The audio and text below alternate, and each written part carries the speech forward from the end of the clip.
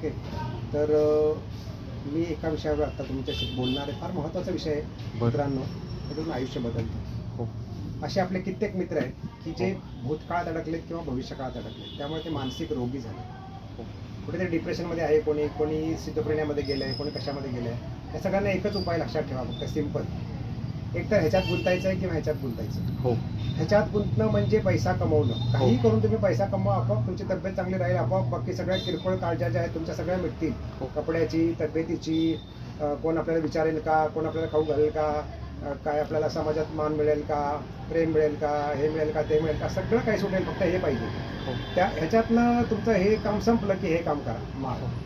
म्हणजे तुमचं मन बिझी ठेवा. कारण की मन जर बिझी नाही ठेवलं तर ते खालच्या दर्जाला जातं.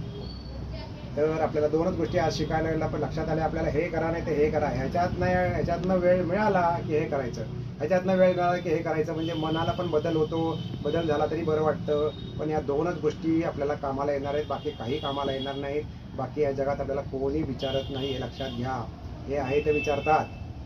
आणि हे झालं की परत वासनेत अडकू नये म्हणून हे करायचं आहे. नाही तर परत मन वासनेत अडकतं, फालतू गोष्टीत अडकतं. मोबाईल जेवढा चांगला आहे तेवढाच वाईट आहे.